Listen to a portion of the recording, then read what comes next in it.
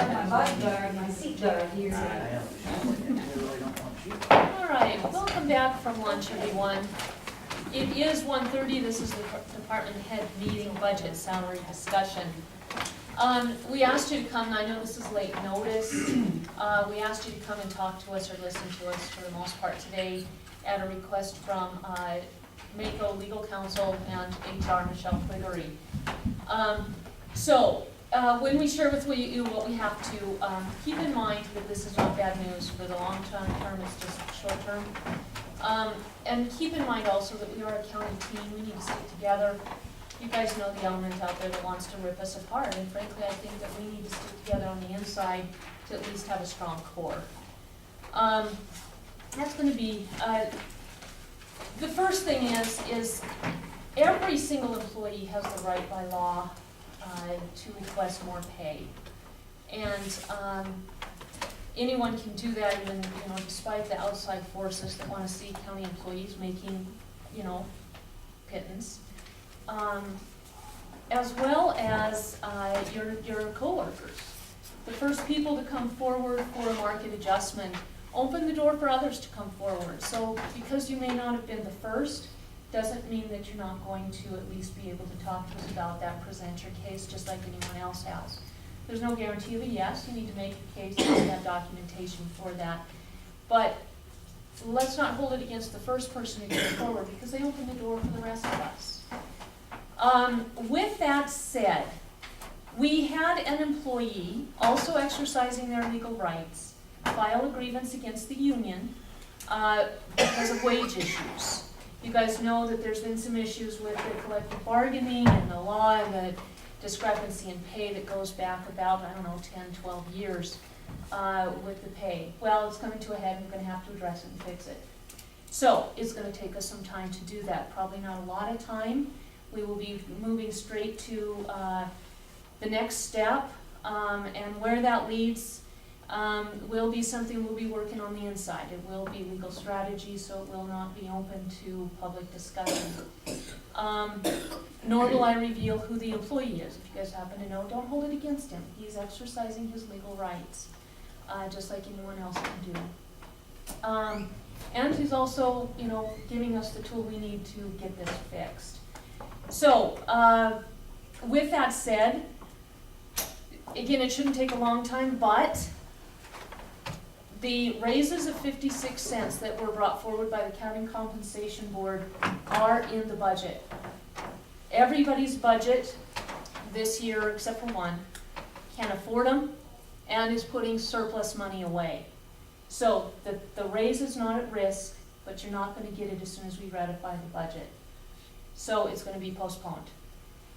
Any further market adjustments are going to just be tabled until we get through this. We're going to address it as quickly as we can. We're going to fix the problem. And I think that's it. The other thing. The collective bargaining agreement, when we first started this, before the previous commission to that, and previous commissions to that, didn't hire legal counsel, didn't actually work it themselves. It was actually just employees and a contract guy out of Helena named Rick DeHoosh, who's not an attorney, who negotiated our collective bargaining agreement. That's where the discrepancy started. We can blame, but I don't think we should, with keeping in mind that we are a county team, that this was an error made previous to us that's been handed down to us. So when we were addressed with having to go through the collective bargaining process, what we did, the previous commission, is we three and Debbie all attended a training on collective bargaining. In that training, we realized we had probably a whole lot of fight with the union. So we hired an attorney, Cindy Walker out of Butte, who specialized. She put on the training. She was recommended by Mako, and she exasperated the problem with our contract. So what we have in the contract now is a clause that says employees, non-sworn employees of the union will receive 20 cents for year 3, which is what we're in. What that means is non-sworn employees of the union will receive 20 cents immediately upon the budget being ratified. Nobody else will. Again, your 56 cents is not going away, it's just being postponed. Deputies are sworn. They're not getting anything either. So, this could be divisive, and again, I'm asking, let's keep in mind that we are a county team. This is out of our hands. We did try and do the right thing by hiring an attorney because we didn't know what we were doing, and she did not do a good job for Broadwater County.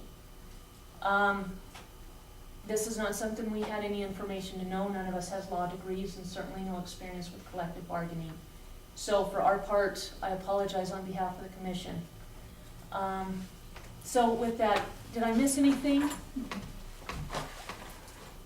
You guys have any questions? Want to throw some tomatoes? I don't have any tomatoes. Will it be done by the end of the year? I hope so. I hope so. I do too. Yeah.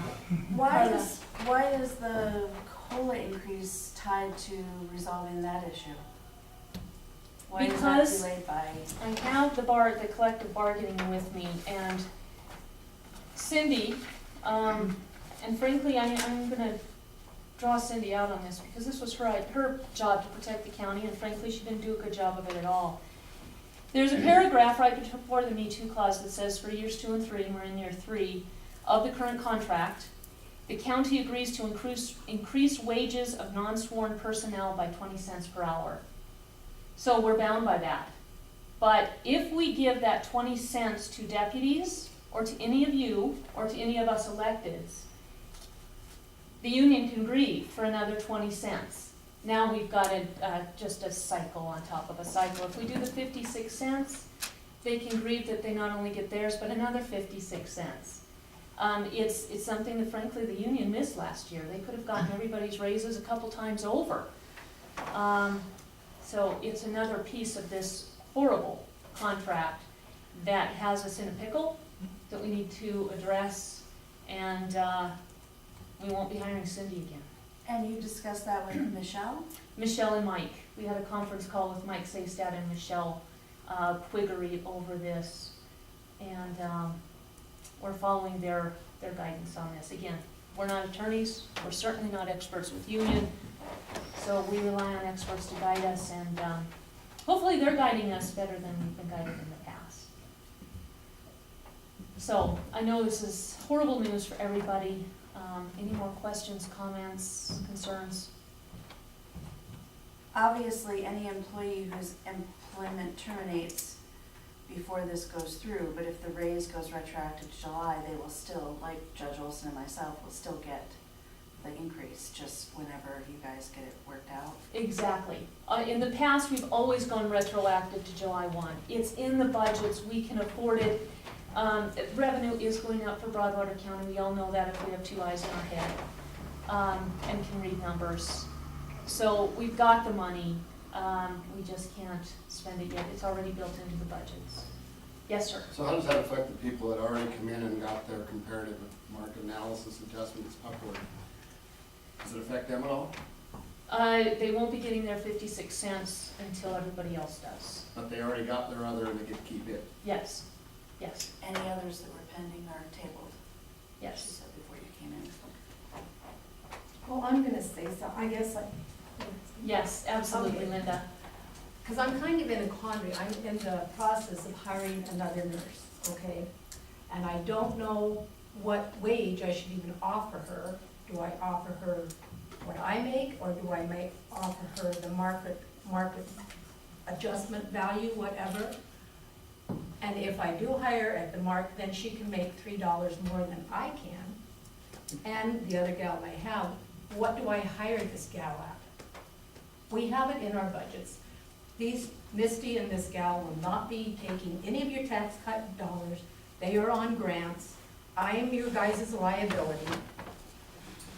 But I don't know what to hire them at, and we need help over there. Ashland has quit us. She's on maternity leave right now, and we need to get somebody in there. And my ad in the paper, it ends on, they can apply till Friday, and then whoever applies, I really, really want to hire somebody. I don't know what to say she makes, and that's gonna be your number one question. What do I do? And I think we certainly need to answer Linda, and I think we need to answer her now, but I think that, Linda, you illustrate what it is these market adjustments are about. We've seen in the paper lies about the budget. Last year, property taxes went up, it was printed in the paper, it's not true, and Trudy knows that. It wasn't it was an article by Franklin. It's a lie, it's not true. We've seen in the paper that we're not gonna get built anymore. There's absolutely no truth to that whatsoever, and we all know it. We all know how strong your budgets are. Folks, you guys need to start talking to your friends and let them know what's really going on here, because we have people coming to these meetings angry and attacking us every single week because we have the audacity to want to pay our employees a market wage. Linda, what do we do about you? You have been frozen for how many years? 18. 18 I haven't had. And yes, we have really good insurance. I'd like to see you take that insurance to buy food for your kids, gas in your car, insurances. I mean, we have other insurances we have to have. And we cannot raise and do what we need to do with what we did 50 years ago. I mean, I raised my kids on $8 an hour. I'd like to see me do it now. You can't do it. We need to be paid like everybody else paid. I mean, there's people that have spouses that make their money, and they can sit and say, well, you don't need to pay us. Well, we have a lot of single people here that need to be paid too. I'm just angry today because I don't know what to do. And I'm getting tired of hearing about how much us county employees make. Well, we don't. And we have a right to educate our kids and buy new cars and all that like everybody else does. And we cannot do it on what was made 15 years ago. Commissioner Obert, I'd like to be CC'd on the communications with Mike and Michelle that led you to this point. I realize they stepped in after the city council voted not to go forward with the DPS. I was initially CC'd and I haven't been on anything further. I'm not understanding how the clause that says non-sworn members of the bargaining unit get 20 cents prohibits the rest of the county employees, including them, from getting a 56-cent COLA increase. It's not tied to the next paragraph, which is the B2 clause, in my mind, and so I would like to see the legal reasoning as to why they're telling you that, because this county has been advised badly in the past. So if you could forward those materials to me, I would appreciate seeing them. And this was the result of a conference call that we had over this issue. So certainly, I will be more than happy to forward what I Was there a decision made at some point to keep me out of that process? Not that I'm aware of. Because No. I am the county attorney until December 31st, so I would like to be involved. Absolutely, Thank yeah, you. no question about it. So, yes, Wynn, In reality, this really just stems from, what's that? it stems from one issue, and that's the conflict between the bargaining agreement and the percentages are set forth in the state law. That's what it comes down to. And the fact is that if deputy gets 56-cent raise, we're still in funk with the state law and how it sits.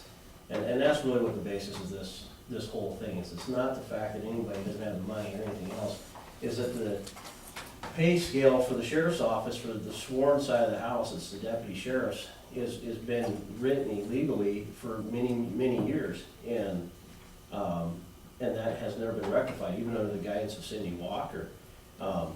That's where this whole problem comes in. And until that's really rectified, that's what's stopping the cost of living, because you give a cost of living to a deputy, it just throws them out even farther than where they're at right now. And it sucks because we're getting, it's the sheriff's office that everybody's pissed at. And it wasn't anything that any of us really had any part to play in. We're just trying to fix the fence and put it back up. So that's what it comes down to. I don't think it's anything else other than that, in the whole grand scheme of things, unless I'm off base on that. You're 100% right, and we forgot to add that part, so I appreciate you bringing that up. That's exactly what it is. Knowing that we're out of compliance with the law, to further exasperate it, of course, puts the county in a bad position for negotiating moving forward and fixing the problem. So, thanks, Wynn. And I do wanna say again, in the interest of teamwork, let's not be pissed at anybody, not our deputies, not the sheriff's office, not each other. We need to stick together because we're in this together. We are all county employees and we're all being bashed together. So, Carla first, then Brian. I just have two other thoughts I wanted to throw out there. First of all, we're not the only county in this position. I believe there's at least 12 or 15 other counties. And because of that, there's legislation being contemplated in the next legislative session, which starts in January, to untie the sheriff from the other elected officials, which would allow this to be fixed if it doesn't get fixed through a different process first. Second of all, while Cindy Walker probably does deserve some credit, I guess I want to point out that the union's represented by a Montana licensed attorney, and that attorney went ahead and let them propose and bargain on behalf of the union members for something that he, had he opened the statutes, would have known was illegal. So they deserve 50% of the credit, not just the attorney hired by the commission. Thank you. Brian? You know, I've heard this argument coming from the sheriff's office about being out of compliance. But I haven't heard anything from the sheriff's office on how they're gonna fix it. What is their proposal to fix it? The members of the department, Jamie Buck and Deputy Anderson, both attended city council meetings and argued for what was a public safety department. From that, you have a public safety commission. In order to do that, you have to have the county and the city join forces and agree to do this. Carla did the research and brought forward all the information. That would have actually fixed the problem because it actually takes the statute and puts it under a different umbrella so it doesn't apply. This commission would then have full authority for raises. The city council would not agree to it, to work with the county at this time on that. There were a couple of reasons brought forward, but I'll let you talk to city council members to get their take. I won't give it to you third hand. But yeah, the city voted it down. This commission supported it, but we needed both sides. Again, what's the sheriff's office approach to fix the problem? Yeah, All I see is the sheriff's office saying, we have a problem, we have a problem, we have a problem, but they're not saying anything on what are we gonna do to fix it. I saw a thing this morning that said, continuing to point out the problem is whining. It's not fixing it. Well, So, in all fairness, it's a legal issue, and the sheriff shouldn't be expected to figure out the problem on her own. The problem existed for a long time, but it became exacerbated by the arbitration award, which really put people out of whack because the leadership who were not union members didn't receive that dollar. So all of a sudden you have people with 15 years experience making the same as, or barely more than the people they're supervising. They brought that to me right after that occurred in December 2012, and we started right away working with Mike Saystad and talking about it, and the easiest solution was this Department of Public Safety. And I guess I do want to say, for the benefit of those of you who won't have time to track down a city council person, the primary reason they rejected that, and they rejected it twice, we tried for 1.5 years to get them to contemplate that and join into that process.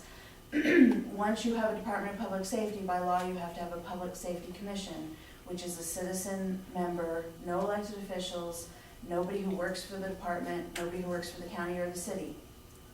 And the statutes specify that that body shall have the authority to set salaries and negotiate with the union, and then the council and the commission shall fund whatever salaries they set. And the city council was, I think understandably, uncomfortable with delegating that much authority to people who would be appointed by the bodies but not beholden to a vote of citizens in the communities, and who would have 3-year terms and be able to do presumably whatever they wanted for 3 years until their appointment ran out. So that was the reason. I guess they agonized, I think is fair to say, over a number of meetings about wanting to help the county and wanting to help resolve this issue, which is our issue, not theirs.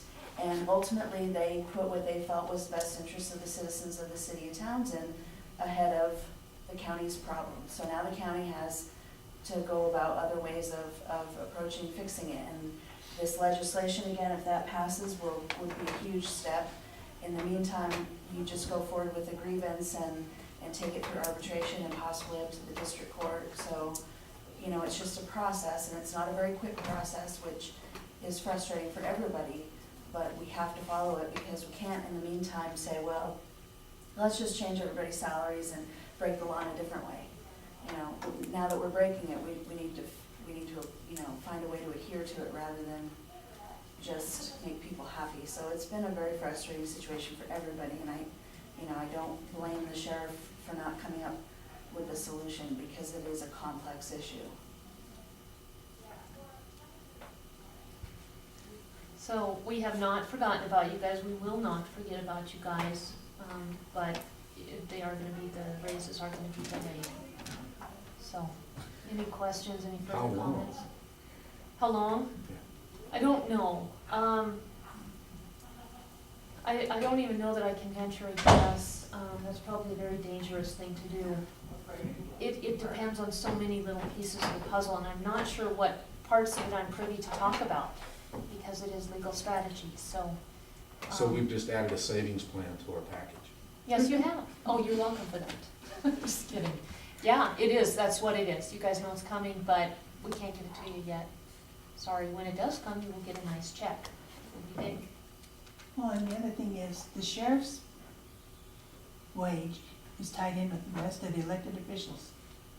So by taking her up, you've got to take all the other elected officials and their deputies. So, They're county employees also, mhm. so I don't have a problem with that. And that was brought to the county compensation board. It would be a $4.30 per hour raise in order to bring the department into compliance through that method. And the county compensation board said no. I wasn't at that meeting, I don't know if anyone wants to address it who was, but I understand there wasn't much debate. Well, I think it was largely citizen members who were there who felt this isn't gonna fly. And since when we later talked about $2.40 just to bring us to the median of It's only being half out of compliance. that, well, You're out of compliance, you're out of compliance. The only way to fix it is to bring them into compliance. the But $2.40 was contemplated as a market wage adjustment for our elected officials, and that went over like, well, actually, no, that went over fine with everybody except Commissioner Slivka. But, you know, if you can't get that, you're not gonna get $4.30. So that I was know not, in my job, if I get a notice of violation from the Montana Department of Environmental Quality, the only way to fix it is to come into compliance. right. And if that costs us money to do it, we have to do it. That's the rule. So if we're gonna be in compliance, let's be in compliance and get it over with. And it's your three's job to come up where that money comes from. That's exactly what I said a long time ago, is we gotta get that I discrepancy didn't taken read that care in of. the paper. So are you saying, Commissioner Slivka, that you would support a $4.30 raise for all the elected officials necessary in order to fix the When problem? we first talked about it, I said, we gotta get that discrepancy taken care of first, and it wasn't. And so it just kept mushrooming on, and I don't know what it's gonna take now. What's your It's gonna be- proposal to it's gonna be fix it? spending.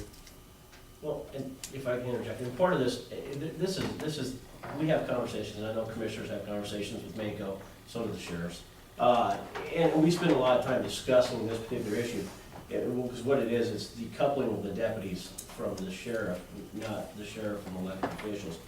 Because the fact is that is the biggest discrepancy countywide for every county in the state is the attachment of the deputies to the sheriff.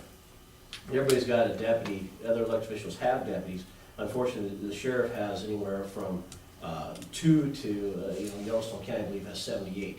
So when you give an elected official a raise in Yellowstone County, you're not giving just 5 people a raise, you're giving the 78 deputies that same or statutorily based percentage of that. So it's not just fixing that small issue, there's a huge chunk of money attached to that. And the kind of goes back to the union, the bargaining agreement, which is set forth in there, back in 2004, under the guidance of John Flynn, they entered into an interlocal agreement with the city, and part of that was the establishing these percentages for deputy sheriff's wages, and it went from 90 at the top to 94 being the next, basically detention administrator. And all the ranking structures fell in between that. Well, under state statute, you can't be more than 90% as the highest ranking officer underneath the sheriff, and then so, or underneath the undersheriff. And so that's where we not only do we have to worry about where the money comes from, we have to figure out how to get the union contract reopened in order to get those statutory requirements set forth in that contract changed, even though they've passed through the hands of many people since then. There's been a lot of stress. I'm very frustrated. The fact is I got people that I supervise that make the 20 cents to 50 cents more an hour than I do. Makes me wonder why I want to be a supervisor and take all their headaches. So I want a solution as well, and I guess that's the thing. And I can understand where Brian's at. If you're violating the law, if I violated the law for 3 years, somebody would come over and take my license to practice law enforcement and throw me in the bucket under, official misconduct. And I understand it's a time-consuming legal battle. I do understand that. It's just that, you keep looking something in the face over and over, expecting a different result, and it just doesn't work. So I'm frustrated just the same as you, Brian, and everybody else in the room, but I don't have a solution, so I guess my epitome is unwinding. So I'll just leave that as it is. So. And I do want to say, Brian, you're 100% right, but there isn't one solution. There have been a number of solutions. We tried the one that seemed the most palatable first. Then we're looking at the second one that seems the most able to get done second. The problem is we don't have an environment where we can propose $4.30. We do have the money, we don't have an environment. We don't have a commission that has any foundation of trust so that we can't even work on that. Franklin does say nobody has never once brought a proposal forward as an alternative. So with that environment, there isn't really an avenue for us to get to a place of solving it that way. And that's why we're having to go the longer route. That's why you guys are the ones having to suffer through it, because we just don't have a commission that can work these things and make these decisions without it becoming some kind of a, piano that's dropped on our heads. Sorry to say, but that's the place that we're in this community, and it's been that way for 2 years, and hopefully the end is coming, because this community is starting to get ripped at the seams, and it's not right. Carla, did you see your hand up? I just wanted to add one more thing, just to clarify for folks, some of what Wynn was saying there. Even if the commission voted a $4.30 raise for the 7 elected officials necessary to bring the sheriff high enough, it still wouldn't fix the problem, because as Wynn referenced, under state law, in a county our size, the sheriff is supposed to make 100%. Wynn, as the undersheriff, or whoever is the undersheriff, makes 95% of what she makes. And all the rest of the deputies, regardless of, seniority or whatever, have to fall between 85 and 90% of the sheriff's wage. So we would still be violating the law, because some years ago there was this schedule put in, and it's in the CBA, that somebody makes 92, somebody makes 94, somebody makes 96, somebody makes 97. That's all illegal. And I will say that when we raised that concern, and I raised that concern in a number of letters that I drafted for the commission and in meetings with the union, and they flat out, without even talking to their membership, rejected any willingness to revisit that schedule while that CBA is still in effect, which is till June of next year. So, there's got to be some give on the union's part as well to fix this problem, and whatever legislation, I haven't seen the model legislation that's pending. I don't know if it's going to address the entire stratified schedule like that, or just remove the sheriff from the other elected officials. If we move the sheriff from the other elected officials, we can bump her up, but we still have that problem that doesn't meet the statutes, and so the union's gonna have to give. My impression from talking to our folks at our department is that they are not unwilling, but the unions are like that, and I'm a totally pro-union person. I come from a union background. My family's blue collar, and if it wasn't for the union, we wouldn't get bathroom breaks or weekends. But they tend to be inflexible on things like that because they're trying to hold the ground that they've gained. Hopefully, we can get somewhere through this process where everybody's willing to give a little to fix the problem. But that's why it's been a problem for so long, even after us realizing it was a problem. It's just very complicated, and we have to follow the legal processes and the bargaining processes, et cetera, to fix it. So any other questions? Doug? I just have a question on the word deputy, I guess. I know everyone in my office is my deputy. I swear them in as deputies. I only have one chief deputy that is able to get a percentage of my wage. I don't have a chief deputy right now, I have an appointed one. Why is the sheriff's office so different?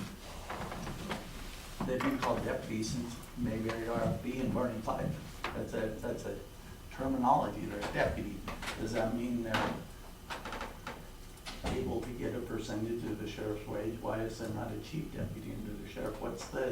I don't understand.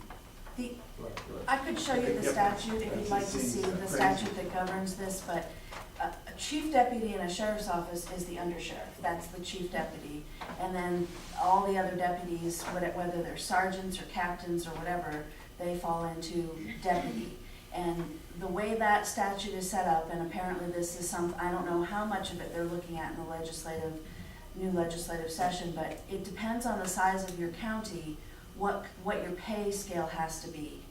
And it's a shall, there's not really any wiggle room, so we've been violating that for many years, apparently. Generally, in cases like this, if you're violating it to the benefit of the employee, they're not going to complain. It eventually became actually kind of an issue because we're leadership when this arbitration thing happened. If we were violating it to the detriment of the employees, if they weren't making the base salary prescribed by law, we would have been brought to district court long ago. That's kind of the difference. When somebody benefits from us breaking a law, they're not as likely to raise an issue. It became an issue when the arbitration award went through and it put leadership out of whack with the people that they lead, the people that they supervise. And then it's also gone into our starting deputies as well. Right. So you're having people with the same amount of time, we have a broad spectrum, is that there's no consistency because of that arbitration award, where a person, if they have 1 year or 3 years, they're all making a different amount of money, even though statutorily after that first year, they're all supposed to make the same. If they don't hold a rank, they make the same amount of money. And to kind of go on to what Doug was talking about, was in 1972, they rewrote the state constitution in regards to law enforcement and how they're held. It used to be, the office of the sheriff was a constitutional position until 1972, when that particular time frame, they rewrote it. It's no longer a constitutional office. And I don't believe the law in regards to deputy wages has been resolved in a rectified sense, that changing of the Constitution in 1972 to reflect the way it is now. So as the law pertains to deputy sheriffs, it still reads and looks like a deputy sheriff is a deputy elected official, when really it's not. And we understand that from the sheriff's side of the house as well. It's just that I think it's been out of sight, out of mind, a lot like reserves, out of sight, out of mind, and things have fluctuated and changed dramatically through the last few years in regards to that. So it's not just one particular issue. It's a very large issue from different MCAs and everything else. So I don't know if that clarifies anything or not for you, Doug, but maybe. Any other questions, comments from employees? My last comment, and I have to go back because I'm on deadline today, but I guess since Wynn also touched on the reserve deputy thing, one thing I would like to say, and I think it's important to keep in mind, is that although the past year or two we're going through this pain of realizing a number of things that had been done wrong for a long time, the important thing is we're fixing them. And you always go through a painful period when you recognize something that's wrong and you have to go through the process of fixing it, and nobody everybody is never happy with something getting resolved. I mean, you have to try to make everybody a little bit happy, but it's just, I'm glad, even though I won't be here as your county attorney, I mean, I'm a citizen and a homeowner and a taxpayer, and I'm glad that looking forward, the Broadwater County is now dealing with, grappling with, and fixing these non-compliant legal issues that had been in place for a number of years, and that overall is a good thing, even if it hurts in the process a little bit, right? Well said, thank you. I will probably just email Mike and Michelle and ask them to give me the reasoning on that, because I don't understand it just from what you said, but I'm sure they have a reasoning for it, so. Okay, thank you. Thank you. With that, we have Linda's question. Looking for input from you guys. Any further questions or any thoughts or ideas? I don't, I guess I'd like to talk to Michelle and see what, I'm almost afraid to move sideways one way or the other for fear that we'll be in even deeper. Well, the job doesn't close till Friday, and I really want to start, interviewing people the week after, because, I mean, this is really, we're having the flu season and all this, and I have no help over there. And I am not gonna work 24/7 like I did when the H1N1 was coming. I'm not gonna do that. I'll just close it up, and you guys will just have to deal with it. And I think that's fair, we have a I job to do. just, I'm not gonna live there like I did during the H1N1 thing, because I had no help then either. I would think that it's fair to be able to get Linda a solid answer by Wednesday. We have that tour. Is that agreeable by the commission to have an answer to Linda by Thursday? I think so. Franklin? Yeah. All right, Thursday morning? Well, what's with, using the rate of this gal that just left? What's wrong with Right as a using? gal that just left, she quit because, that was one of the reasons that she quit. She can make like, well, she makes a lot of money over at the hospital, and she can make in 8 hours what I pay her in 4 days over at the hospital. And so she's not gonna work for me anymore. And that's just what we are. We work for nothing over there. I like my job. I like my people. But these new people that I'm bringing in, they're young people, they're raising families and that, and I don't want, I like to take the cream of the crop, because right now I have the cream of the crop, but it's going away, and I'm not gonna work with people that don't wanna work. And they need to be paid, and they know they're gonna take a little bit less than what they can make at the hospital, but they can't take less than $8 or $9 than what the hospital will pay them. I mean, they didn't go to school to get the registered nurse thing to make nothing. Sorry, I'm just a little upset, yet I am. And I just don't know what I'm gonna do, because if we pay this new person the market value, what am I gonna tell Misty? Misty is the cream of the crop. I mean, she is so solid, and I can count on her for everything. But she's raising a family, and she's getting her master's degree. She's doing, she's busy, and she makes 10 cents less than I do. Elaine? What does Misty make? $21.06. 2106? That doesn't count for her benefits, but her benefits can go to the grocery store. I mean, these people that are in private practice and all this other stuff, they make benefits, but nobody is bringing up what their benefits are.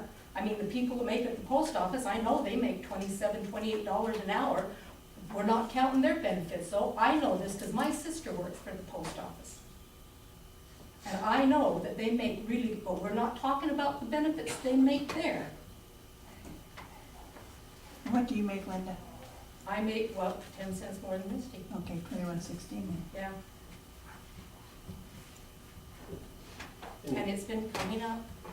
And Lynn, I'll throw this out there, we're dealing with a jail nurse issue we have an RN that works in our jail, and she volunteered to do part-time at a very limited dollar amount, but we had a prevailing wage issue come up in regards to that when we were discussing the detention center 2 years ago. prevailing wage for an RN, I believe, is right around 28. And so that's one of those things that we were forced to deal with in our area.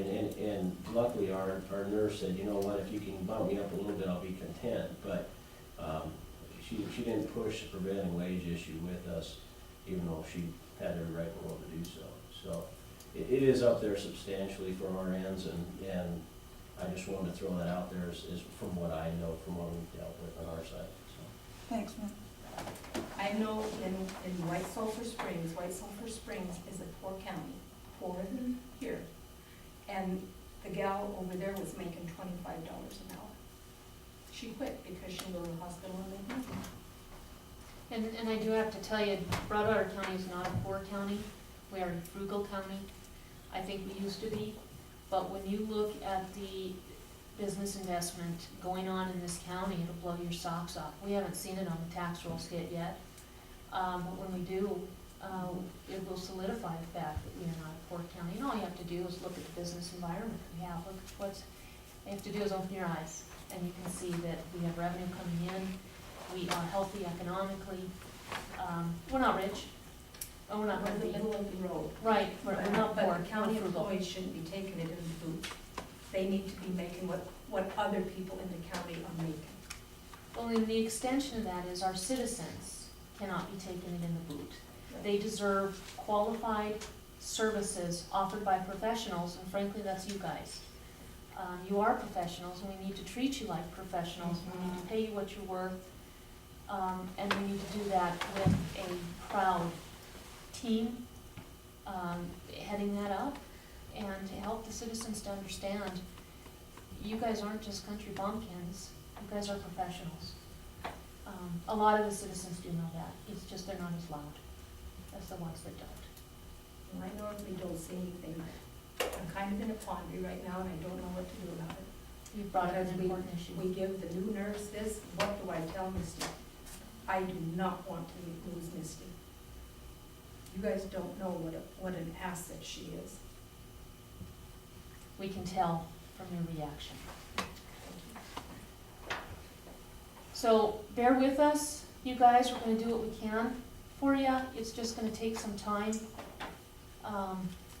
So if there's anything, if you guys wanna talk to any of us one-on-one, if you guys have anything more to say to us today, we're here for you. And as far as the hurts, we get that. Believe me, it sits on the side of the table as well. So, we know how hard you guys work, we know how valuable you are, and I hope you know that from the bottom of our hearts. And I am speaking for the commission, Yes.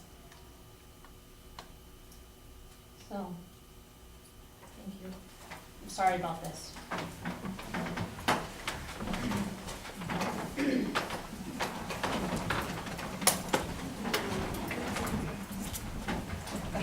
And with that, we will move to Brenda Ludwig, Sheriff Lynn Meehan, Under Sheriff, 2015 Budget Discussion and Decision. Come on up, Lynn. I'd have the sheriff come up. I think she's wearing camouflage and carrying it all around, so She what? I think she's out hunting. She got a trip or something that her family was taking her on. So, I have, you got the updated information. well, yeah, it's completely updated. There's one for you and one for Franklin, and one for you, and one for Franklin.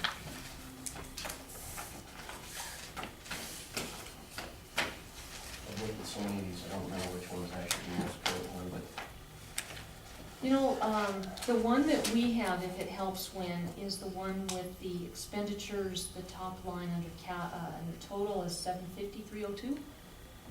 expenditures, yep. It's what? Oops. Good job. So, should be this one right here. You wanna look And at it the says public 80. safety one? No, under expenditures right Right there. there, Oh. right there's. And I do need to let you guys know, due to some other issues, we will not have Debbie with us beyond tomorrow. We do have to, by law, ratify this part of the budget by Monday. So really, today's the deadline unless we want to come back tomorrow.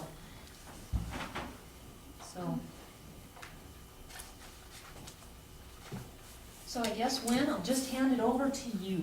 Well, when we met last time, we had a discussion, we're 154 something and change in the negative. Part of that was some salary stuff that we got to back up, and we thought we were gonna be somewhere around the 32,000 is where we thought, worked out numbers in, it was somewhere around the $70,000 mark, I believe. And there's a few things that we just said, you know, we'll just hold off on for a little bit. When Brenda left on Friday for her hunting adventure, we were still out there a little bit. One of the things that I did is I had Debbie run, basically the way Captain Corthall's sat, 70% of his wage came out of public safety, 30% came out of the detention center. Obviously, Nick's ending salary, ending cash, ending whatever you want to call it, was very, very nice. It left a very stable spot. Knowing the fact that every detention center in the state of Montana is overwhelmed with DOC inmates, literally across the board. Last week during a discussion with Bureau Chief Mike Batista, and who's in charge of the Department of Corrections, there's not really an end in sight for that particular problem. So that pretty much assures me that we're gonna have DOC inmates for quite a period of time, which keeps Nick's budget where he needs to be. Expected revenues are fairly decent. Basically what I asked Debbie to do in short and skinny was take Nick's, see what the numbers would be if we took Nick completely out of public safety and put him into detention. It dropped his down by 5%, but it brought us up to 14,000 or so in the positive, I believe, is where it was at. And so instead of just meeting that zero that we needed to meet, we got 14,606.27 above it. Didn't hurt Nick. He still got 30% of his reserves. He still got 6% that goes into a CIP fund versus 11. I had a conversation piece with him, and he was good with it. He said that's fine because the fact is that he knows where we're at as well. My comments on it is I don't want this to be a permanent fix because ultimately Nick is a public safety officer. He is not a civilian per se. And I don't want to lose that position. If the jail closed tomorrow and I do that, unfortunately Nick's position has to be funded some other fashion. I think it's a way to get through this year. And definitely look at, there's some things in expenditures that I've looked at, and I went back to 2011, the 11-12 fiscal year, the 12-13, 13-14, and looking at where we're spending money and where we're at. There's some things I think that as the budget goes on here this year, I think we're gonna be able to figure out something a little more comparable with what's going on. Obviously, I wish the sheriff was here because I could ask her the questions that I have. But as a basis to get us to where we need to be today, to be above that zero mark, I think we're sitting fairly well with that. Sorry. Guess who's bringing treats? I owe you Yeah. that. Well, where's Judge Sherlock when you need him? No cell phones in the courtroom. Used to be a $5 penalty, but. Don't. I'm with Tim. Yeah. So, I think there's some things in the budget, I can't get in the mind of the sheriff to see where her thoughts and where her goals or what her objectives are for the next fiscal year. I don't know those things. And unfortunately, trying to figure out how to find money, we're not really talking about visions. And so it's very tough, but I think as a time being, we don't deplete the detention side of the house. We leave them very stable. They still have money to do any improvements they need to do, but it gets us up to where we're not. My next option was to lay a deputy off, and I don't have to do that now. We are at, it kind of goes back to some of those things. We haven't changed our sworn staff, our full-time sworn staff. We have the same amount today as we had in 2006. our lives have changed dramatically in the last 8 years, and it's hard to, you know, obviously, public safety mill levies and everything else come into play, unfortunately, as the conversations we've had before. That's not something that's done overnight, it's not anything you can do in 1 year, it's a long-range planning issue, if you're gonna make it effective. And part of that is understanding what the community wants, and what they're looking for in order to do those things. So, I don't know if 14,606 is good, it's not where I'd like to be. It's better where we were. It is better than where we were. And like I said, it doesn't hurt anybody on the extension side of the house as well. So, I mean, it does leave Nick with a 33%. So I think that as the budget season goes on, I think that Brenda and I can be able to have conversation pieces about what, you know, do we need this, do we need that? And I'm not sure, like I said, I'm not sure, there's a pretty significant increase in operations for expenditure. I don't know why. I honestly don't know why. That could be a vision or something that she has or an objective that she wants to meet. I don't know. So I hate to speculate on why there's such an increase on it, because it is, it's about $25,000 increase from last year. And what we actually spend and what we're asking for this year is a $64,000 difference. And I don't know why. And I'm not sure what everything in operations, what we're looking at there. It shouldn't be vehicle maintenance, because the fact is we have a fairly new fleet. It's not, we've rotated some of the, and we'll stock out the ones, the nickel and diamond ones. A lot of those have gone away now. So I'm not sure why there's that increase. I don't know if it's a piece of equipment, I just don't know. But those are things that, you know, I think if we can get to this point, we can obviously have a conversation about that and figure out what was the thought here, what was the plan, what were we going after. And I think everything else, I mean, obviously the expenditures and deputy wages is a huge concern, because the fact is that we have this lingering issue, which we just spent the last 35 minutes discussing. And so it's very hard to determine that whole thing as well. And I believe the COLA is already increased or already set into that, if I understand that correctly. So, I mean, it doesn't leave us much for, you know, starting balance next year. But the grand scheme of things, we ended the year with $290,000 extra last year, and from our budget. And so there's something, I'm missing something here. Why we had such an excess, and I don't know if it's just because we were short an officer for a period of time, 2 officers for a period of time, or what it is, why we were at that position. But if we can, you know, not that I want to do that again this year. I believe budget should be utilized to the fullest, and the amount that's left over should be, you know, plus or minus $20,000 from where your objective is, not $200,000. Because obviously we're not doing something right if that's the case. Either we're not planning right, or we're not doing what we need to do to take care of business.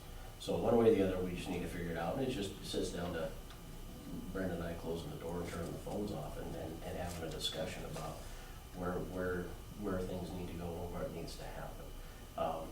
Because like I said, I can't crawl inside of her brain and figure it out. It'd be handy. She might feel a little uncomfortable about me crawling inside of her head, but sorry. But, you know, I think that's just where it is. And then that's the thing, we just need to have some conversations. We've been busy trying to remedy some other situations, obviously. I think grievances is one of them. And so I think in the hindsight, I would say that just our lack of taking the time to actually discuss this. You know, we've kind of been rushed trying to deal with the grievances and the wage complaints and everything else, and it's been time consuming, it's been very stressful. But I think we got a decent starting point for this year. Is it perfect? No. But at least got us over the zero mark, got us out of the red. And I think just being cautious about what we do, I think we'll be okay. So It's better than it was. it is. And like I told Nick, I don't have any intentions of keeping him in that spot for any interest. We need to figure out where we're at and how we got such a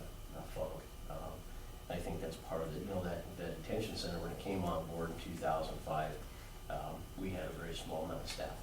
And by May of that year, we went from having, there's a sheriff, under sheriff, 3 deputies, and 6 control officers, to then having a detention staff, more control officers, and then more deputies. And then in 2013, when the detention budget was extracted from the public safety budget, because no one really had a clue what it cost. In 2012, I think it was 2012, maybe 2011, one of the conversation pieces we had then was what was the detention center actually costing us, and no one had a clue. And as the administrator for 5 years, I never even knew what it cost, and that's bad on my part. And so it took sitting down and going through numbers and extracting that information, extracting that from the public safety, to really have a concrete idea of what the detention center costs us on a daily basis. That's pretty accurate. And when I sat down, I figured out about $430,000 a year, just a rough guesstimate as what that facility costs. And I don't think we're that far off from that, just depending on the amount of inmates that we hold. But the core cost really is somewhere right around that $430,000. And I think that was a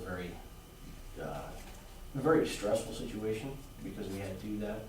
But we got to the means of the end.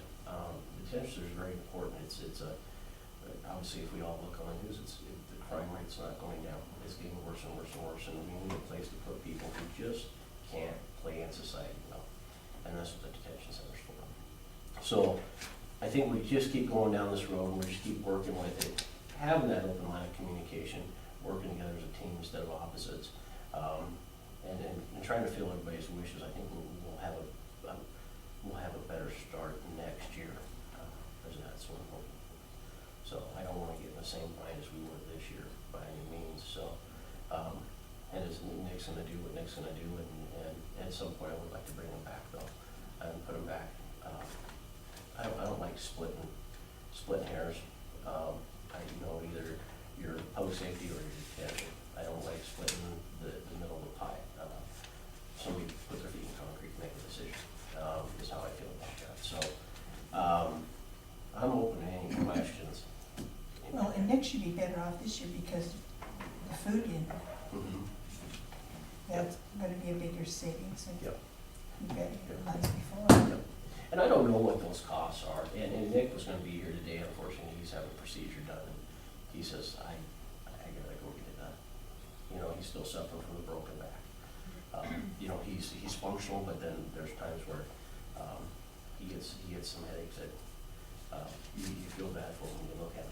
He's hurting, and he does well. He knows he can go home and take his medicine and may forget about it for a little bit, or he can tough it through the work day and get work done, and that's what he's been doing. He said enough's enough after 2 weeks, and I'm gonna go get my stuff taken care of. But he's seen, I think, a pretty dramatic savings right there. Some of those hospital bills were $22,000, $23,000, or $21,000. That's a chunk of change, and when you can save pretty drastically on that, that's all good. And he's got the new bands outside. If you guys want to go look at it, it looks very nice. They've got almost ready to go. They're using it. It's not. There's some cage work that has to be done, and there has to be I'm actually having recommended put a bumper replacement on it. Road guard assembly. We're traveling down the roads at night, and Franklin knows as you're traveling down, if you're going from Harlow to town, you stand a very good chance of hitting deer, and we don't want to total out a brand new van because we didn't put a grill guard on it. So that was ordered, and he's waiting on getting it in. So What color is that van? it's white. Okay. It's sitting right out here by the cooler. If you want to look at it, it's very nice. He's done a nice job with it. Did you get a good grill guard? And we did. We got the truck defender. I wanted to go with something that truck defender's good. It's a very lightweight.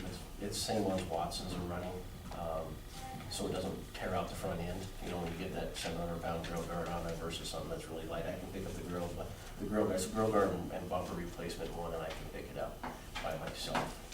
So we're not tearing up the front end to do it, but very sturdy. And then I think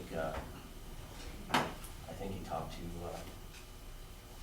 Kurt Flynn at KFM to do the cage thing again inside there, so we don't have an issue that Helena did when the inmates were running around Burger King running free and and everybody in the world out there with helicopters and guns trying to find it. So you know, that process is in the making as well, so.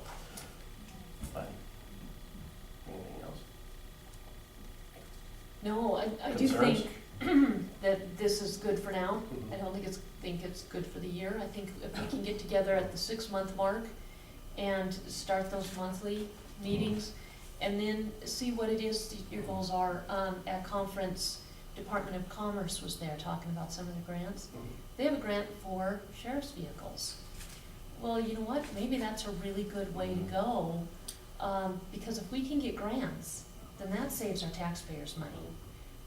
If we can't get grants, then we go to them and we ask them for the cash. Now granted, with vehicles, it's a capital expense, we take it out of PILT, but take that to the next step. Yeah. So, you know, that's something to start looking at, and we do have an employee working on, you know, learning how to do grants, so. Usually when we have these There's some conversations, we're opportunities. behind the 8 ball, and that's where Yeah. we kinda get in a bind, and then we get the 8 ball back in the pocket where it belongs, and then we forget about it. And I think that's where the communication aspect between everybody has to come into play here.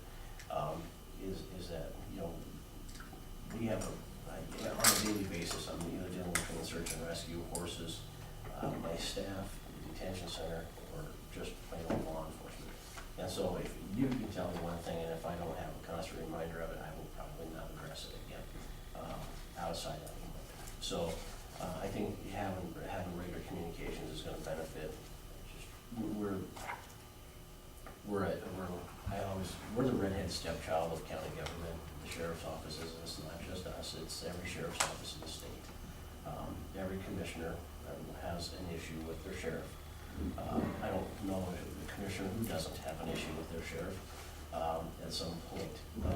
And I can say that because I sit on a board with sheriffs and I hear about it all the time. So I think it's always been that way, and I think it'll probably always be that way. It's just how it is. But I think we start there, we can keep addressing these issues and seeing where we're going and see where the money's at. I think we'll be sitting, I think we're gonna be sitting fairly decent at the end of the year. Obviously not where I would hope for, not the reserves that I hope for. You know, but I think we're gonna have to work at it a little bit. And if, you know, the time comes time where we need to sit down and actually have a discussion about a public safety mill levy, that's a collective agreement between everybody, because we can't do it on our own without the assistance of the commission as well. So, that's just my thought on it, so. Fair enough? Mhm. Are you sure? I'm absolutely positive, yes. I think it's a good plan moving forward. And I think those weekly or monthly meetings that Elaine mentioned, I think are going to be valuable on many, many levels. So, Well, I don't want to, and the key is to do public safety within the means that are provided. And unfortunately, we have a very huge transient population, and that huge transient is, in fact, is they're traveling through. And that's where a lot of our issues, and that's where a lot of our stuff comes into play. It's not our folks here that live here and breathe here on a daily basis that are the huge headaches of our lives. It's the people who travel through and stop in from time to time, and that's where our problems are at. And it's very tough in a middle of the road county to get people to understand. They're getting the services that they want, however, it's not what we're dealing with at a much larger level, so. You see many drugs going through here? It's insane. Really? One of the, we have probably one of, and they're working on it, we have a dealer, in our area, and he is supplying 4 different counties. Very sneaky, very smart, and there are several agencies working on it. don't say anything that you don't want on YouTube. Oh, I'm not. Okay. So, Just want to be sure.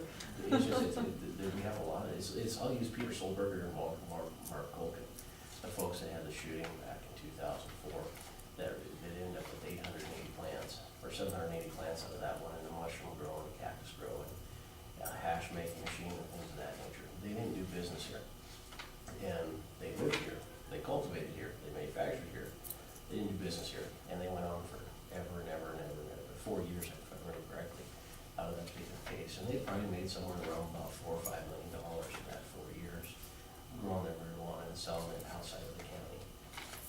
You have to bunch up very quick. Yeah, yeah, so, you know, those things happen, and it's, drugs unfortunately are just part of the process. You know, we're really seeing an influx in the computer crime stuff. You know, there's a lot of sexually based offenses that occur here, and here, not just Townsend, it's the whole county, and, Three Forks has kept us busy down in that area. And honestly, it hasn't been with teasers, which you would think it would. That's not it. It's just people who come across our county lines to do stupid things, and you're just like, okay, this isn't what I was hoping for. So, and then people coming over from Lewis and Clark County as well. So, you know, we've got a tough battle, and our long-range planning is definitely multifaceted, because we have to deal with the crime growth and what's going on there as well. So, not just budgets and things of that nature, so. Well, we've got I-90 on one side of us and I-15 on the other. And there's a major corridor between Helena and Bozeman, and,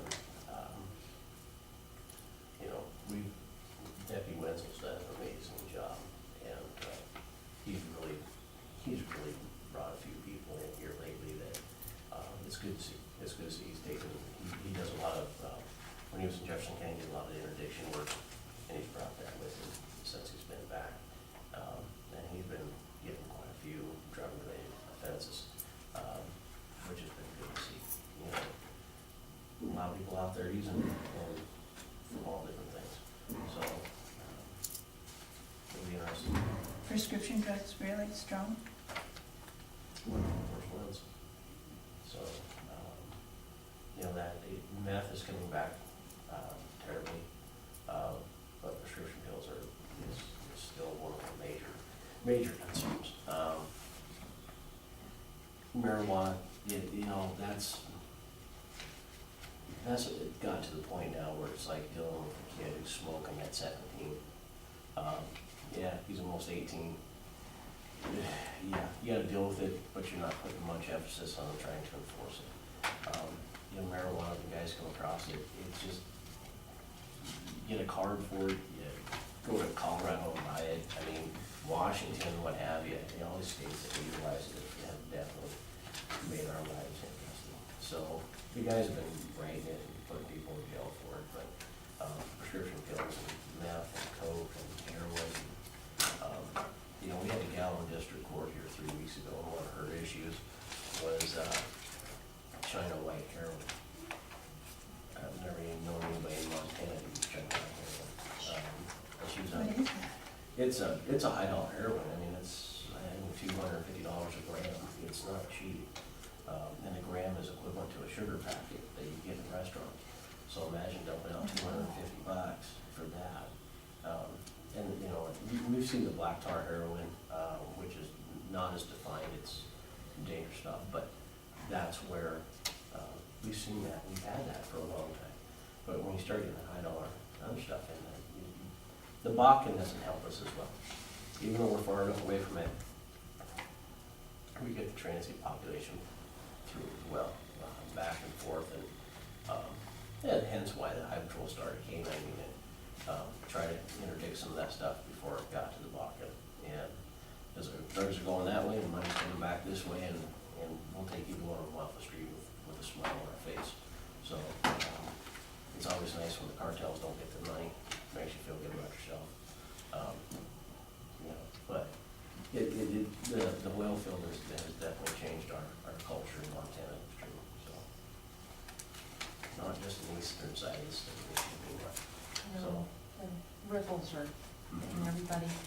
So, back to the budget, any questions on what we talked about as far as the public safety budget? Are you guys good with that I'm for good with it. Monday's meeting? Well, will Brenda be here then? I mean, Yeah, she'll be back, I mean, it's her budget, Yeah. you know, and she said she wouldn't be here today. yeah, she won't be back, I think she comes back Wednesday afternoon. Yeah, I think is where she's coming back.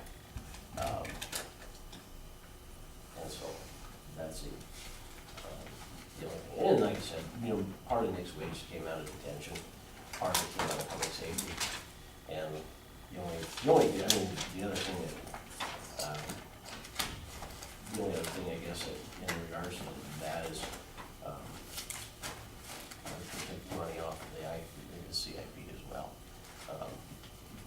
And it kind of just. Well, wasn't there the question that, the raises, and that wasn't in the budget, Which one?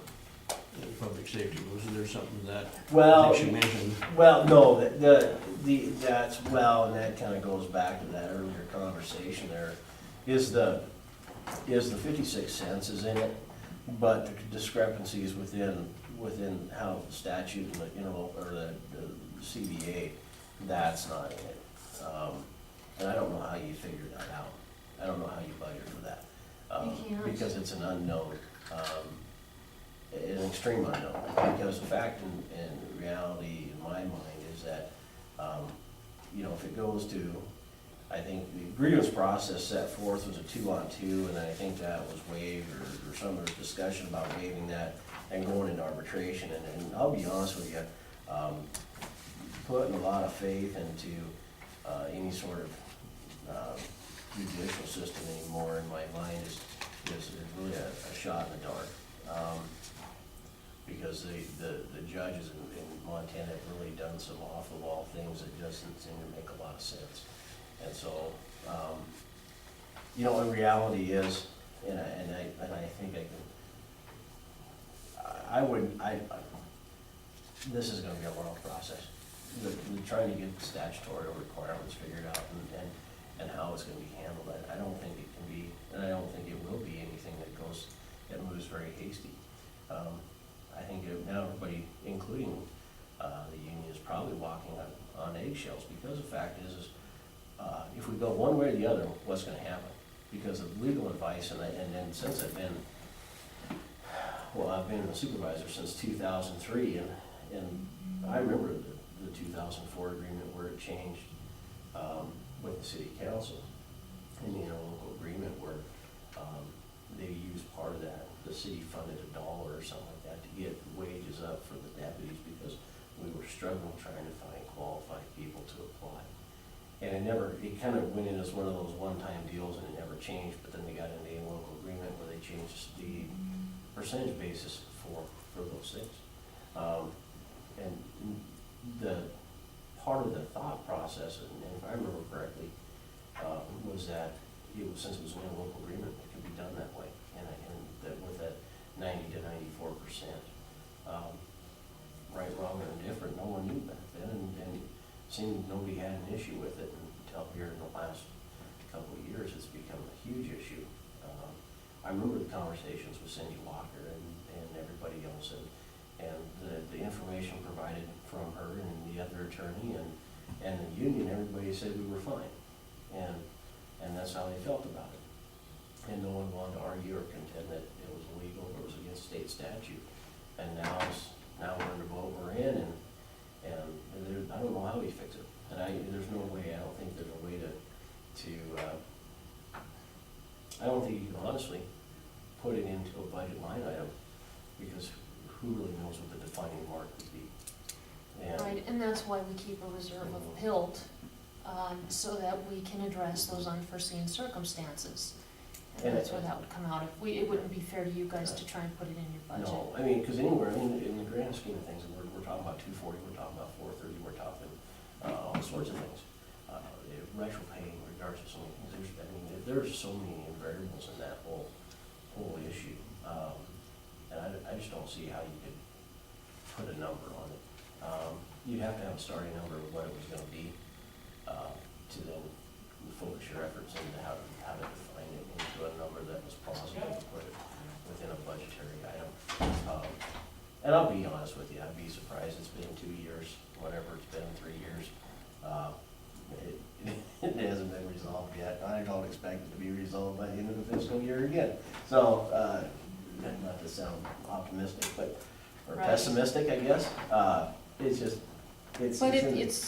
is what it is. It's kind of off the topic, and I'm gonna Yeah. bring us around again to the budget. So we can't add that. Any other questions or concerns? Brenda did authorize Wynn to negotiate for the department. This is an answer that you guys came up with to get to a point where we can work together and put together a long-term plan, which is what we talked about last time. Any other comments on that, Franklin? Can you support this as it sits with that in mind? Well, Brenda told you to go that route, but, I mean, it's really her budget, you know. I'm not saying anything against Wynn at all, but I mean, it's her baby, I guess you'd say. And I know she said that she would not be here today, and it wasn't on the agenda until the weekend that. Right, we had maybe talked she about couldn't have putting been it here on anyway, and I don't missed, know, but it was no surprise. So I guess what I'm kind of looking for, Franklin, is we won't have Debbie after tomorrow. So are you good with this to move forward into the final budget hearing regarding the department's budgets? Well, I'd go along with let it move into the final. Do you have anything to add? Do you have any suggestions, proposals to add? Well, I don't, it's up to Brenda if she had anything to add or whatever. I mean, Okay, which means Win. All right, so Win, it looks good. Elaine, you have anything? Nope, I appreciate the work they've done. Okay. We tried. And You did well. we even put a cup out for donations and all that, but no one was really jumping at the gun with that. And nobody wanted to do a bake sale, I suppose. No, and, you know, I'm not much of a baker. Myra took my apron from me, so, which is probably Smart good, girl. which is probably good. I thought black chocolate chip cookies were fun, and she was opposed to that, but, They were burnt, you know. didn't set off a smoke alarm. But, you know, and I think, and like I said, I think that it is just a working point, and I think that we're gonna the budget's obviously a very large concern with the sheriff, and it always has been a very large concern with the sheriff. Always will be, It always will be. in every county. Yeah, and I think that that's where, and I understand exactly where she's at, and I think this is probably the most evasive solution, without having to really, part of that, you go through and itemize what you're spending. I think that's a very task-consuming time, and trying to figure out try to predict the future. I think it's really tough as well. But I think, you know, I don't think she'll be upset with me in my decision. I would hope not. You know, I think it's just a very simple way to remedy it for the time being. I don't want to be permanent. To be very clear, I don't want to be permanent. But it's a way to lose that, or probably going to let my guy go, and I just can't do that. We don't want to see that either, and that's why I think Elaine's idea of us working together for a long-term vision is the smartest way to go. We don't know what that looks like, but we're not going to until we start talking every month. But we've got to get to a place where you are at a solid budget to even get on that road. Well, and I think, and again, you know, conversations about long-range planning, this is everybody has a dog in this fight. It's not just the sheriff, it's No. not just the commissioners. We have to work together, and we have to figure out what works best for the people that we serve. I think Brenda would be satisfied with this, because with the option being, you'd have to leave somebody off, and she isn't gonna wanna do that, and neither would we want that to be, but there has to be money, so. And like I said, it was a very invasive aspect, because it didn't hurt Nick. You know, he was sitting very well, and the conversation I had with him, he was very good with it. He didn't understand why he was split up either.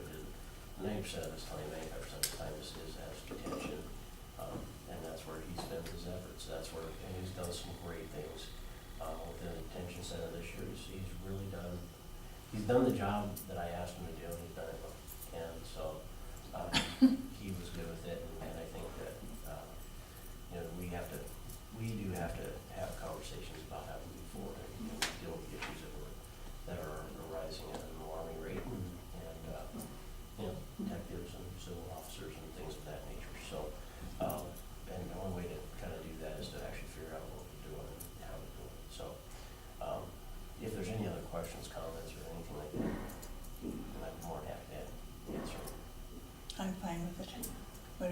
Rossman. And then, if I'm hanging from the yard arm out front, you know, she disagrees with me. So, don't write that down, Trudy. I'm writing it in big letters. Final budget. Well, I did try to call her, she called me twice right on this. I was at her funeral, and so when I finally got an opportunity to step away from where it was at, I called her back, and she was probably at the service. She was pretty excited, I think she got kind of a nice place to go hunting, and there's a deal that her brother had set up for her, and so she was, I know last week she was getting her bow ready, and she was getting jacked up to go slinging an arrow at an elk, and hopefully she pulls it off, and it doesn't hurt her to get out and get away from it either, so. Jared took an elk in this weekend, and he said it's the biggest elk he's ever seen. And how long has he been doing Yeah. taxidermy? He said it would have gone over 400. Wow, He said it was huge. there's some pretty successful people, I chase white lines at the road, so. Well, thank you Am for I your work, Lynn. excused? You are Outstanding. excused, yes. Thanks for a job well done. Yeah, thank you. You guys enjoy the rest of the day. Thanks, you too. All right, next, just a couple of things.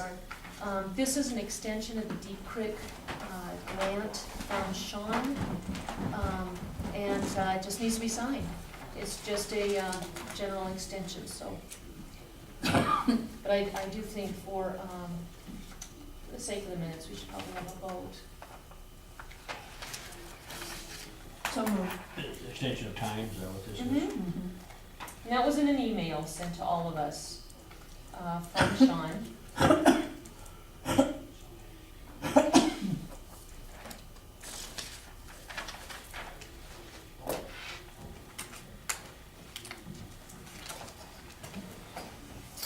I have a note here that Brad wants to be added to the agenda. Do you know what that's about?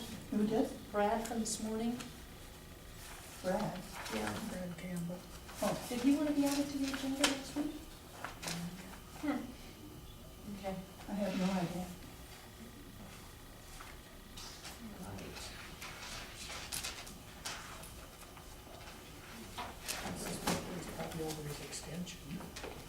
Thank you, that's exactly what it was. Oh, it's been moved, was it seconded? Did you make the motion on this extension? I'll say. It's been moved and seconded to sign the extension for the Deep Creek project. All those in favor, please signify by saying aye. Aye. Aye, motion carries.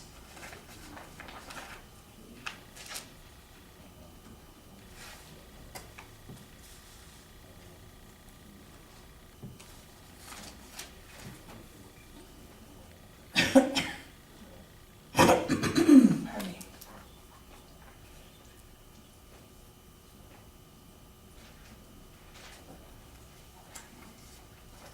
All right, I'll bring that to you, Ann. And then,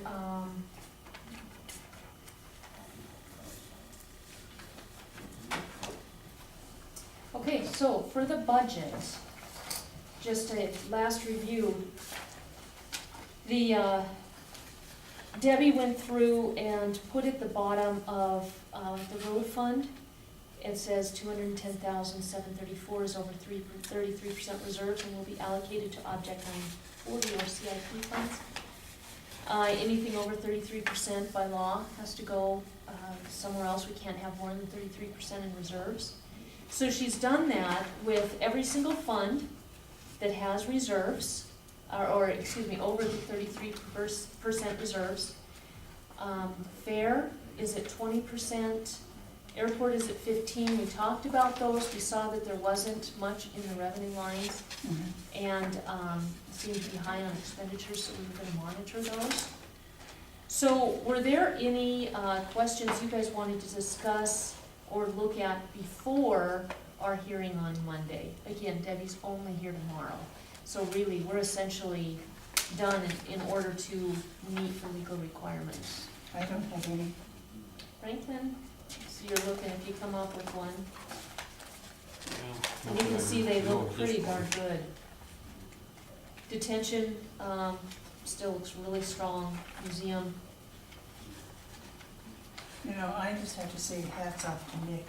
He has done great over there. Oh, yes, he has. Yeah.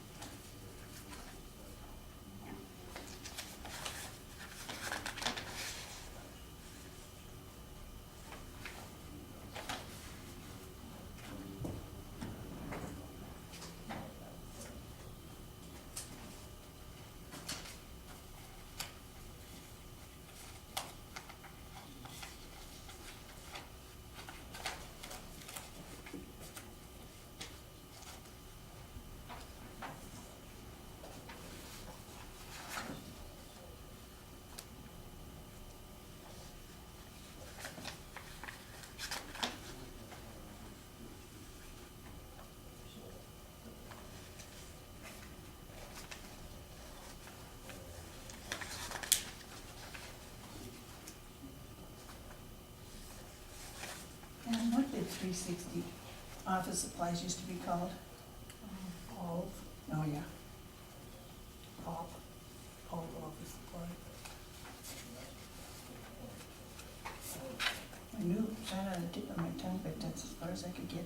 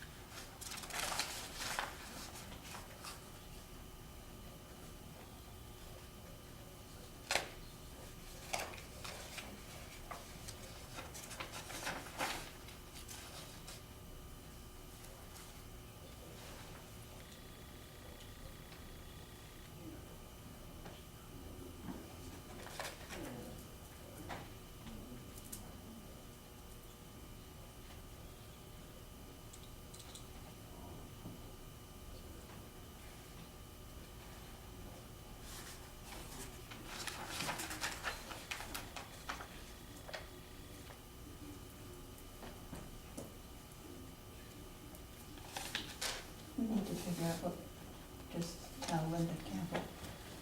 Oh, yes, thank you. What do you guys think?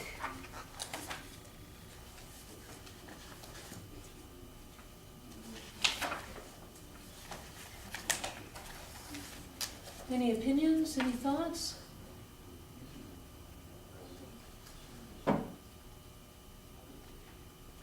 $21.06 is what Misty was making. Mm-hmm.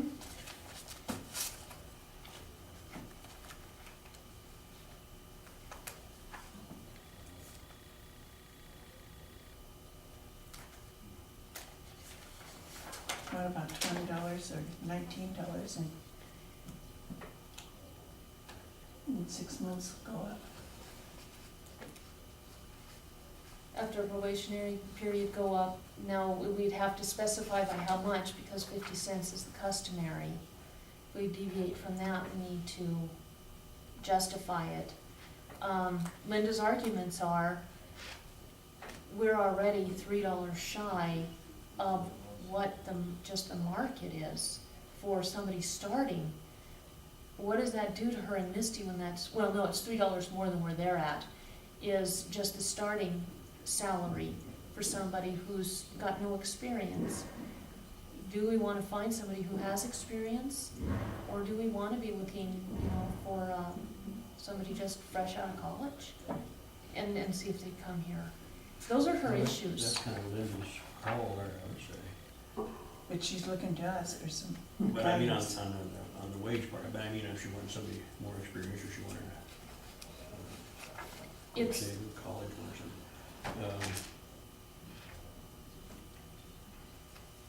That's I guess true. kinda like what you suggested there, Elaine, I'd go along with that. And what about the 6-month raise I would time frame? And we'd have to, probably should leave that as it is because it's gonna follow things up and change it, right? What if we did $20.50 to start? And at the end of 6 months, it would go to $21. See, that's gonna put it up, right up with the other two that have been there all the time. Yeah, just a hair less. Of course, if you get, Mm. say, start at 1950, and then the 50, I give it, and you 20. please do, Ann. If you get it down to 1950, you are not going to get quality. You're right. If you get it any lower than the 50 cents secretary raise up, Mhm. you're not gonna get quality. How fast should we be diving to the bottom? I think that has to be a question asked here. And I think we need to honor Linda in giving her an answer to a question.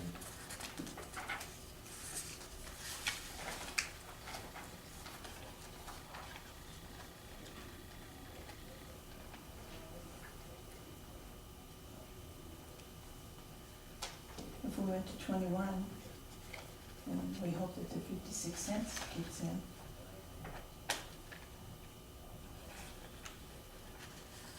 What's But then if you go with the 50-cent traditional raise after 6 months, that puts that person higher than the ones already on staff, so Is you're that between a right? rock and a hard place.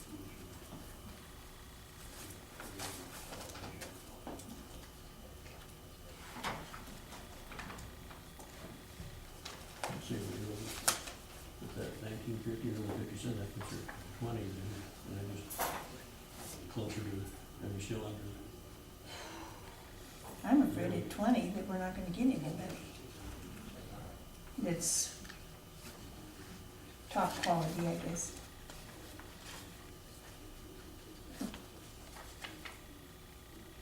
What are you thinking? I'm thinking like with so many of the things that we do, we need to look at the facts, the data, and the evidence and make a decision. I would like to know what a market adjustment or a market wage, Davis Bacon, for public employees, which is of course less than private, would be. I just wanted you to have that. I tried to send something and it bounced back, so, I know, they've been working on it for 3 days. oh, okay, all right. Thanks. I want to know what the number is. What is the correct number? Instead of just finding something and saying, okay, let's try this. I don't think that it's right for Linda to be put in a position of advertising for 3 weeks, getting questions together to interview, and getting through that process thinking, none of these people are what I'm looking for. I also think that we need to be cognizant of Misty's position. My goodness, she's worked for us twice. Do you really bring in somebody making more than an existing employee? No. I just can't even imagine that that would be in any way responsible on our part. So what I would like to do is follow up with getting what the appropriate cost is, take this issue to Michelle and Mike, ask them what we can do with the situation we have with the grievance, and if there's nothing we can do right now to at least have a 6-month or after this is taken care of type of issue, we will be raising that entire department to such and such. Otherwise, we're gonna lose Misty, Linda, and not be able to hire anybody else, and that's not what we wanna do for this county. And I like that idea. And that staff salary is covered by grants. It is not the county taxpayers. And it's just indicative of where we're at, that we'd even be having this conversation like this. we shouldn't be punishing people for having the audacity to work for the county. I just don't know where that comes from, and it's beneath what this county is, in my opinion. That'll need to be redacted for public. Mhm. So There's another one just ahead of it too. I will, if you guys don't